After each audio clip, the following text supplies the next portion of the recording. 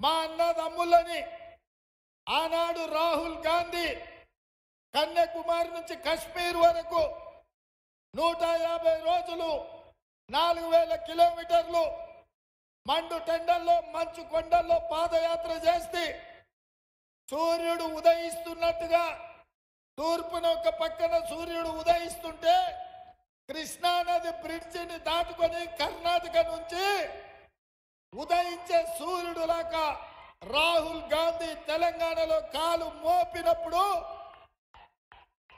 ఆ ఎల్ల మీ నాయకుడు శ్రీహరి నాయకత్వంలో వేలాదిగా ఈ మక్తల్ బిడ్డలు వచ్చి రాహుల్ గాంధీకి స్వాగతం పలికి కృష్ణమ్మ పరవళ్ళు తొక్కుతూ రాహుల్ గాంధీని ఆహ్వానిస్తూ మీ గుండెల్లో పెట్టి చూసుకొని మీ భుజాల మీద మోసిను. నాకింకా కళ్ళల్లో కదులుతుంది. ఆ రోజు నాకు భయం ఉండే. పొద్దునే 7ంటికి రాహుల్ గాంధీ వస్తే ఆ పక్కన బోసరాజు గారు రవిరాజు గారు పొద్దునే మీ బ్రిడ్జ్ మీదకి తెచ్చి మీకు అప్పచెప్తాం, ఆ పైన మీ ఇష్టం, మేము కర్ణాటకలో బ్రిడ్జ్ అవతల నుంచి అటే పోతాం అన్నారు. రాత్రంతా నాకు నిద్ర లేకుండే. మా శ్రీహరి నిద్ర పోనీయలే. ఎట్లా ఏదో మన నాయకుడు వస్తే కనీసం ఒక 5000 మంది అన్న ఉండాలి కదా. రాత్రి నువ్వు ఫంక్షన్ హాల్ తీసుకొని అందరికి భోజనం పెట్టి ఇక్కడనే ఉంచాలి అని అన్నా. నువ్వేం ఫికర్ చేయకు. 5000 కాదు, మక్తల్ నుంచే 25,000 మంది వస్తాం. మొత్తం 50,000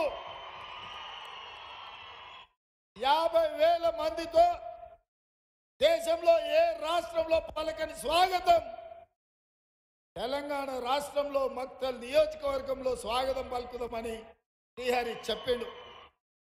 ఇచ్చిన మాట ప్రకారం మీరందరూ ఆనాడు దాదాపుగా రాష్ట్రం నలుమూలల నుంచి మక్తల్ నియోజకవర్గం నుంచి 1,00,000 మంది ఉదయం 7ంటికే రాహుల్ గాంధీ గారికి స్వాగతం పలికి రాబోయే రోజుల్లో తెలంగాణ రాష్ట్రంలో 3 రంగుల జెండా ఎగరబోతుంది, కాంగ్రెస్ పార్టీ గెలవబోతుందని ఆనాడు మీరు నమ్మకం ధైర్యం ఇచ్చిండ్రు. అందుకే మిత్రులారా ఇయ్యాల నేను అడుగుతున్నా, ఢిల్లీ నుంచి మోడీ వచ్చిండు, పక్కనే నారాయణపేటలో ఉన్నాడు.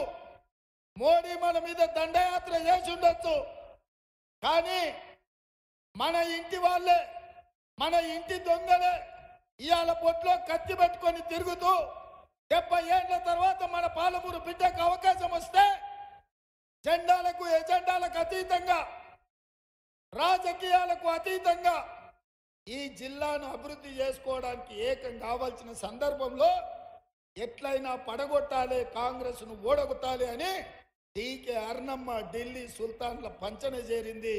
ఇవాళ కాంగ్రెస్ను ఓడగొట్టాలని చూస్తుంది. మిత్రులారా నేను అడుగుతున్నా, అర్ణమ్మ ఒక్కసారి నువ్వు ఎంపీ కాకపోతే తెలంగాణకు వచ్చే నష్టం లేదు, పాలమూరుకు వచ్చే కష్టం లేదు.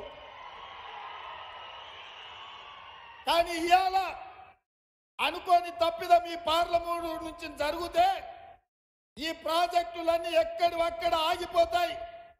పాలమూరు రంగారెడ్డి ఎత్తిపోతలకు జాతీయ ప్రాజెక్టు రాదు. మక్తల్ నారాయణపేట కొడంగల్ ఎత్తిపోతల పథకం పూర్తి కాదు.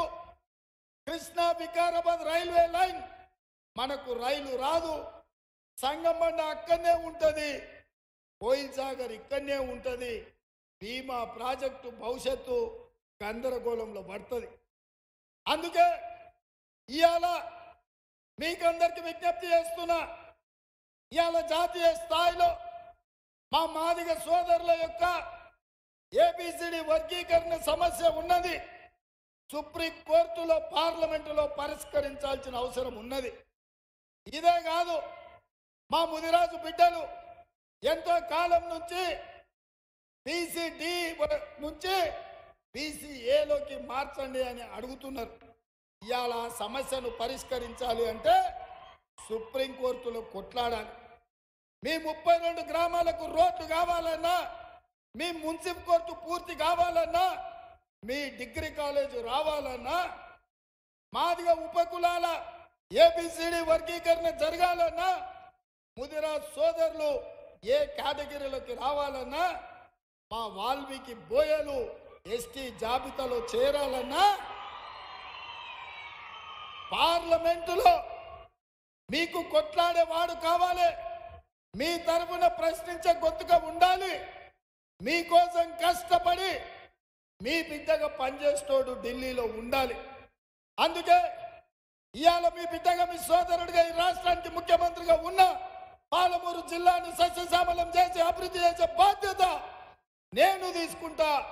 నాకు ఢిల్లీలో చేదోడుగా వాదోడుగా మీ సమస్యల పరిష్కారానికి పనిచేసే యువకుడుగా మిత్రుడు వంశీచంద్ర రెడ్డి ఢిల్లీలో ఉండాలి.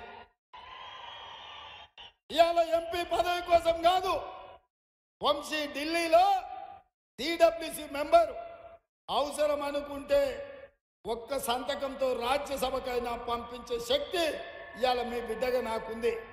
కానీ ఈ ప్రాంత ప్రజల చేత ఎన్నికై ఢిల్లీకి పోతే ఈ ప్రాంత సమస్యల మీద కొట్లాడతాడు, ఈ ప్రాంత సమస్యల్ని పరిష్కరిస్తాడు, ఈ ప్రాంత సమస్యల్ని నా దృష్టికి తీసుకొస్తాడు.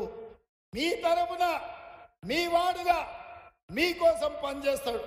కానీ అదే అర్ణమ్మ 10 ఏళ్ల నుంచి నరేంద్ర మోడీ ఉన్నాడు, 5 ఏళ్ల నుంచి పాలమూరు రంగారెడ్డి ఎత్తిపోతలకు జాతీయ ప్రాజెక్టు తేలే ఆమె మాత్రం జాతీయ ఉపాధ్యక్షురాలు పదవి తెచ్చుకున్నది. మనకేమన్నా తెచ్చిందా? మనకేమన్నా ఇచ్చిందా? అర్ణమ్మ కాంట్రాక్ట్లు వాళ్ళే తెచ్చుకున్నారు, రాజకీయ పదవులు వాళ్ళే తెచ్చుకున్నారు. అర్ణమ్మ గెలిస్తే బంగ్లోలకు లాభం అవుతుంది, మళ్ళీ మాజీ ఎమ్మెల్యే ఇసుక దందాలు చేస్తాడు, మీ మీద అక్రమ కేసులు పెడతాడు, మిమ్మల్ని జైలుకు పంపిస్తాడు. 10 ఏళ్ళు మిమ్మల్ని పిశాచిలాగా పట్టి పీడిస్తుంటే మొన్నటి ఎన్నికల్లో ఆ పిశాచాన్ని పట్టి సీసలేసి బంధించిండ్రు. మళ్ళీ అర్ణమ్మగిన ఒకవేళ ఎంపీగా గిన గెక్కితే మీ మాజీ ఎమ్మెల్యే మళ్ళీ మీ ఊర్ల మీద పడతాడు, కృష్ణా వాగుల్లో దుంకుతాడు, ఈ ఇసుక దోపిడీకి పాల్పడతాడు. ఇవాళ బంగ్లాలు వేరు వేరు కాదు, బీఆర్ఎస్ బీజేపీ జెండాలు మాత్రమే వేరు. పొద్దట్పుట అటుపక్క ఇటుపక్క ఉంటారు, చీకట్లు అయితే అంత ఒక్క దగ్గరనే కలుస్తారు. అందుకే ఇవాళ కాంగ్రెస్ పార్టీ కార్యకర్తల్ని అప్రమత్తంగా అమ్మని చెప్తున్నా, ఆలోచన చేయండి అని అడుగుతున్నా. ఇవాళ మీరు ఆలోచనతోటి కాంగ్రెస్ పార్టీని గెలిపించకపోతే మన సమస్యలు పరిష్కారం అవుడే కాదు. బీజేపీ వాళ్ళ కుట్ర ఒక్కటే, బీజేపీ ఆలోచన చేసేది ఒక్కటే, 400 సీట్లు రావాలి, రాజ్యాంగాన్ని మార్చాలి, రిజర్వేషన్లు రద్దు చేయాలి. ఈడికొచ్చిన మా ఎస్సీ ఎస్టీ బీసీ మైనారిటీ సోదరులను నేను అడుగుతున్నా, మీరు బీజేపీకి వేసే ప్రతి ఓటు మీ రిజర్వేషన్ల రద్దుపై ఒక తీర్పు. అందుకే ఇవాళ రిజర్వేషన్లు బీజేపీకి ఓటేస్తే రద్దయిపోతాయి. ఇవాళ బీజేపీ గెలిస్తే మతాల మధ్యలో చిచ్చు పెడతాడు, మనుషుల మధ్యలో పంచాయతీ పెడతాడు, దాంతో మన అభివృద్ధి ఎక్కడికక్కడ ఆగిపోతుంది. అందుకే మిత్రులారా, ఇవాళ మన నగరం ప్రశాంతంగా ఉంది, మన నగరానికి జాతీయ అంతర్జాతీయ పెట్టుబడులు వస్తున్నాయి, మన ప్రాంతానికి పరిశ్రమలు వస్తున్నాయి, మన ప్రాంతం అభివృద్ధి చెందుతుంది. కానీ అదే బీజేపీని కోటేస్తే పొద్దున్న లేస్తే పంచాయతీలే, పొద్దున్న లేస్తే మనుషుల మధ్యలో చిచ్చు పెట్టి ఇవాళ రాష్ట్రాన్ని దెబ్బతీయాలని చూస్తున్నారు.